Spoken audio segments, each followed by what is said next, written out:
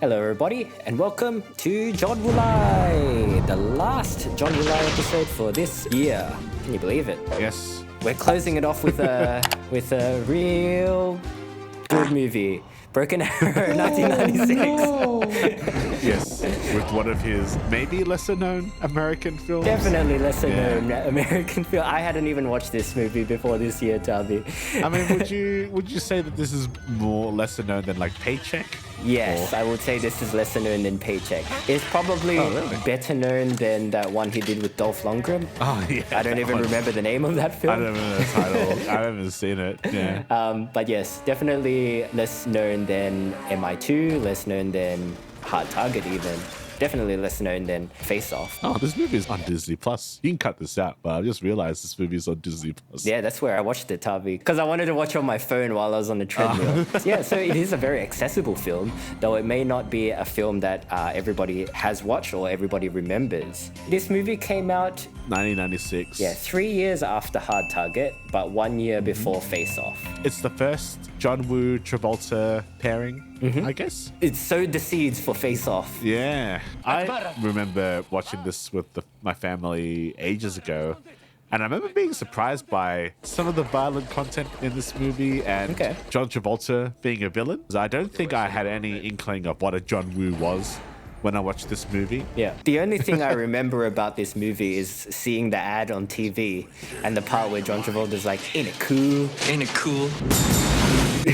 But I remember really liking this movie a lot when I was a kid because I think I was very impressed by the amount of gun violence that was in this movie. And I think this might have been like an exposure. Yeah. Yeah, if you had never seen a John Woo movie and you're going into this, then you'd probably have a lot of fun with it, in fairness. I think this is a pretty competent action thriller film of the time. Like, it's a very 90s action film, isn't it? It's it's written by the Speed guy, Graham Yost. Yeah. And you can definitely... You can see a lot of see it, in some of the countdowns on the nukes. Yeah. I mean, do you want to give a little synopsis drop on this movie? So this movie has John Travolta and Christian Slater. They're both playing army pilots, and their job is to do test flights with a stealth bomber that is carrying nuclear bombs. And essentially John Travolta's Major Vic Deakins, Deke, he goes bad and tries to steal the bombs. And Christian Slater's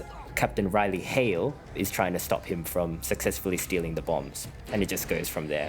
So you've got the two central characters in Deke and Hale. They kind of have a bromance going on. Like, you're introduced to these two guys in a weird boxing sparring match where it's like a boxing sparring void. It's a very interesting shot. It's like a top-down, slow zoom in to this boxing match. Zoom in. So Deke is obviously the big dog that's demonstrated in this opening boxing match, where like Deke is not only beating Hale but also mansplaining as he's being explaining what a rope-a-dope is and like why Hale continues to lose to him. Well, so they can bring that plot point back later, Dan. You gotta explain it. Obviously, They have a running thing where like when Deke beats Hale tries to give him $20 because it's like a friendly competition, and that plays a huge part in this film. I mean, that $20 note just keeps coming back.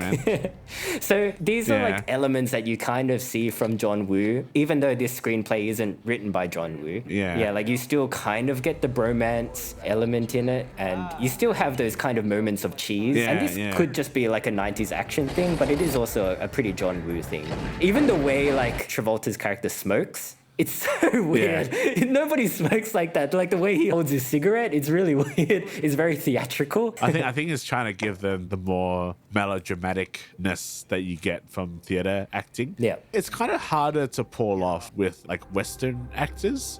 The melodrama plays out like a little bit differently. It seems a little less earnest, I think. I would say that is true of a lot of US John Woo films, like MI2, for example. But I think John Travolta is actually pretty good in this film. John Travolta does it well, I think. Yeah, I think he does well in Face Off. Face Off is like an exception because it's Nicolas Cage and Travolta. Yeah. And I think everyone is like hamming it up, but it's quite sincere. Yeah. So I think it really worked in Face Off. You sort of have to be a character actor and I guess like a good actor to do it. Well, I'm not sure if Christian Slater does it that Christian well. Slater, but I think his character doesn't have as much going on as John Travolta's character or Nick Cage's character in Face Off. And that's the issue. Like Christian Slater is there to be like kind of an everyman, I guess, in the same way like John McClane is in Die Hard. Because that's what, you know, these movies were back in the day. You got to have an everyman to root for. So I don't think he was just given enough melodramatic things to do.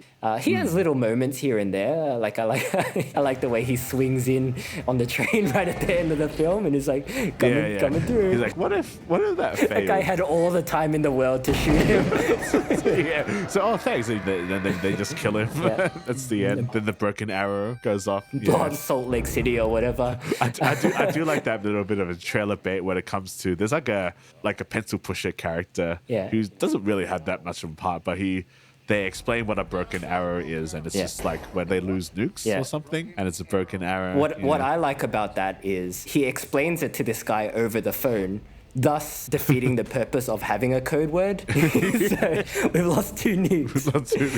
And it's like, it's happened so often that there's a term for it. But apparently, no, I searched up broken arrow, and it is like the proper term. Yeah, it feels like a bit of research went into the script for this. Yeah. Because they're explaining what B-83 nuclear bombs are. They explain what an EMP is. They explain what a NEST, a nuclear retrieval operation is. You know, there's a lot of those little intricacies in military strategy, I guess, which I think might be a weak point in this film. But I might talk to that later. Yeah, I didn't really enjoy this movie as much as I remembered. I don't know, I found a lot of the action elements to be not as fun. Most of the movie is in like the Utah desert. Yeah. And I just found this setting a bit boring to look at, like constantly. Just a lot of like, desert trees and whatever. Yeah. And the body count is not as high as I remembered it being. Like, there's a lot of shooting and there's a lot of John Woo-isms, but I think it is sort of toned down. Yeah. Because there's not much going on with the story. There's definitely this sort of bromance rival between Christian Slater and John Travolta, but it's not as developed. Yeah. And just some of the action scenes in the mines, it's just sort of a battle between like 3 people, and there's not a lot that's happening in terms of who's getting shot and who's getting killed. Yeah, I agree. I think the gunplay in this film is one of the weaker elements, I think.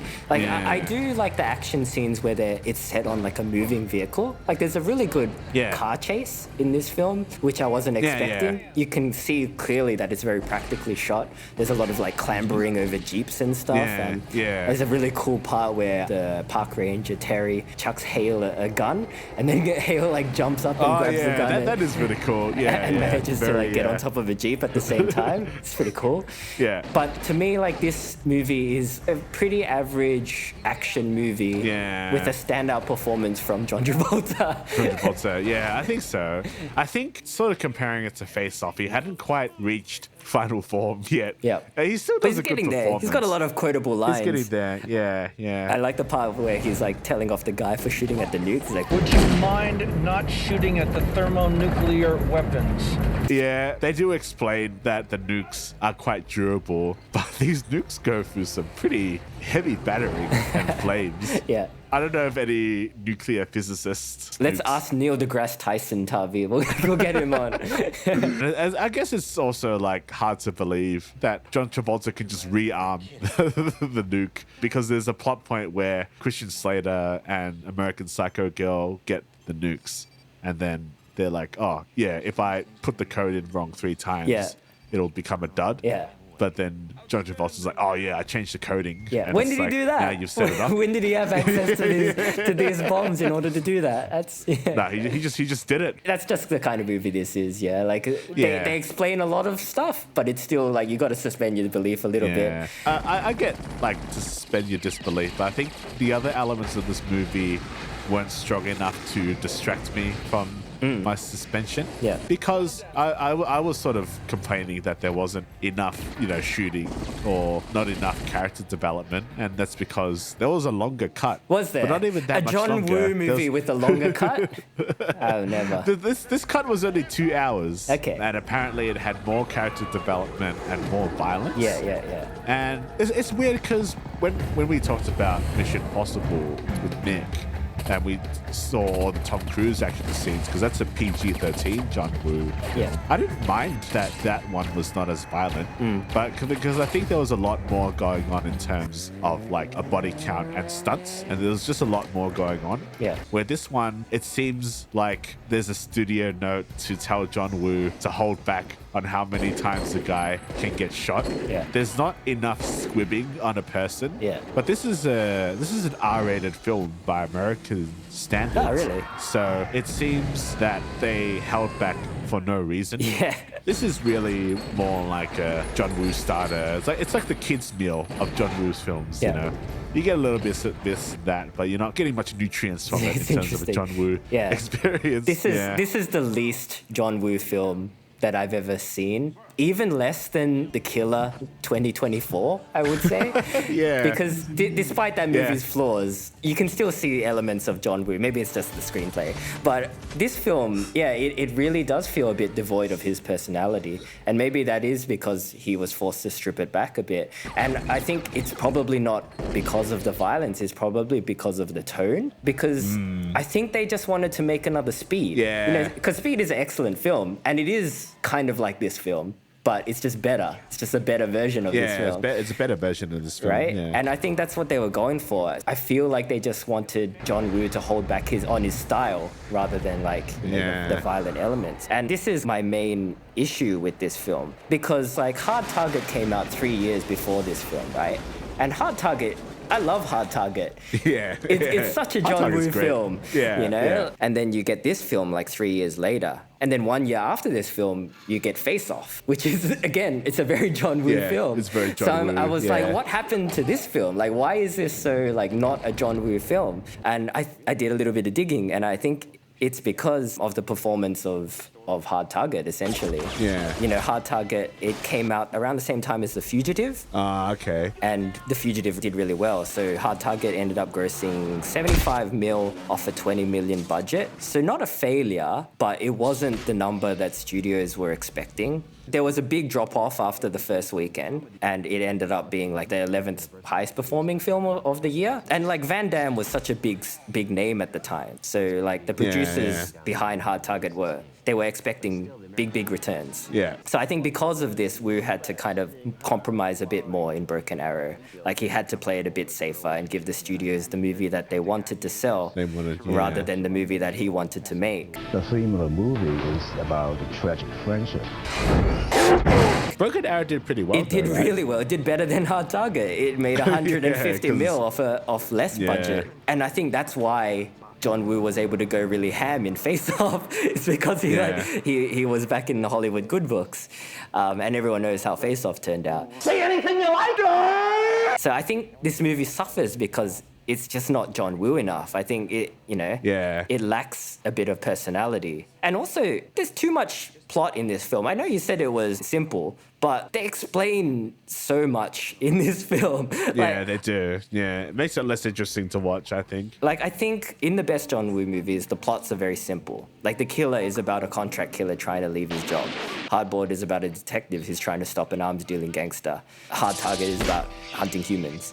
But in this movie, in Broken Arrow, they explain the different kinds of nukes. They explain what EMPs are. They explain the protocols of nuclear warhead retrieval. They explain the concept of the rope-a-dope. It's cryptogamic soil, very fragile. One footprint takes centuries to repair. It's too convoluted, Yeah. When you strip a plot back and keep it really simple, you leave more room for the style to shine through. And when you have a director like Woo, you need his style to shine through for the movie to work. But I think John Woo was kind of cornholed with this film. I'm glad it did well though, because it gave us Face Off. It gave us Face Off basically. Yeah. And Face Off gave us MI2, the best Mission Impossible film.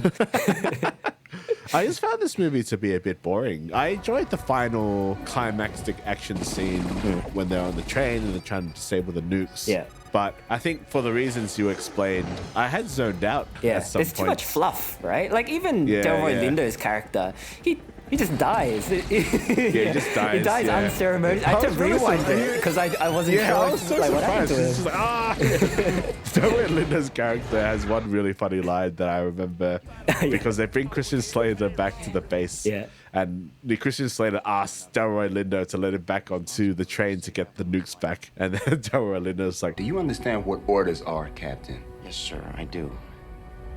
Good.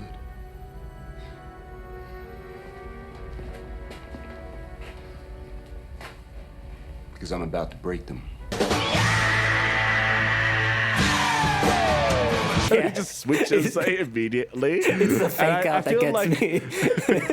It was really funny. Yeah, no, I was actually really taken aback by Delroy. He's just like the chopper guy. Yeah. Like, are you gonna pull up soon?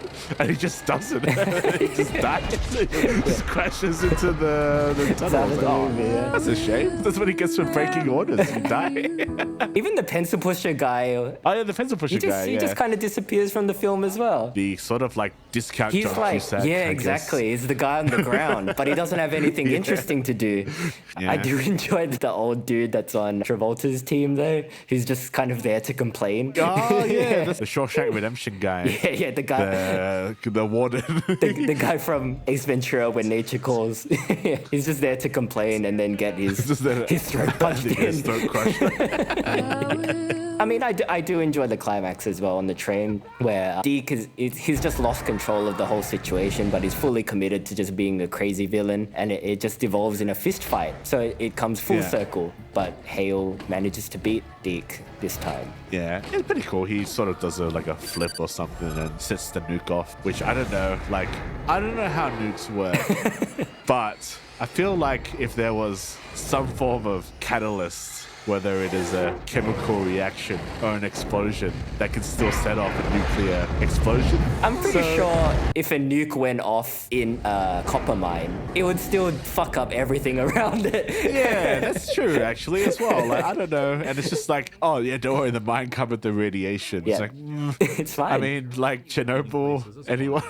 like that, It's like this is an epilogue where everybody involved in the movie just dies of leukemia years later. Fuck it. God damn. Yeah. I mean, I was talking about in A Better Tomorrow 2, where there's a lot of suspension of disbelief. Yeah. But when the movie is good, you can suspend your disbelief. But when the movie is average, it's a bit harder. It makes it a bit harder to suspend your disbelief. You start nitpicking things you like can't just be like, you shut up. you can't justify it with you shut up. Shut up! But yeah, I mean, this movie is what you get when you make a man like John Woo compromise. That's how I feel. And I feel like this man, John Woo, has been treated unfairly by both the Hong Kong movie industry and Hollywood. Yeah, it seems to be getting screwed over. My message to anyone that's looking to work with John Woo is just let him cook.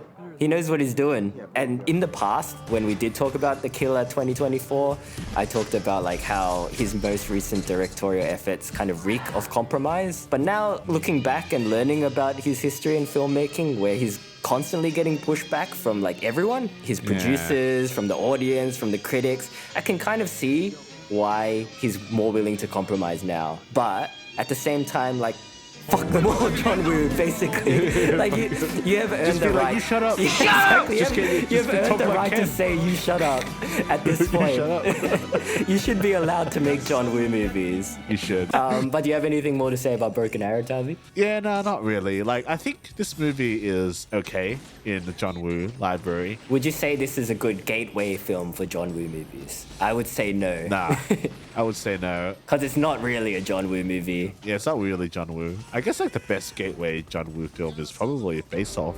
Yeah. It's American, it's accessible, has his style, and it's a lot of fun. That's the movie we should have talked about probably. But Yeah, we're we're here now. Broken Arrow, it's there. Watch it if you want. It's on Disney Plus. Go watch it if you want. what a weak way to end John Woo Light, Tavi. Yeah, I know, right? Well, I was telling you, we should probably end up with a better tomorrow Nah, too. it's But fine. you're like, nah, let's do this one. It's got to I'm like, end some okay. way. This is a an allegory for John Woo's career, Tommy.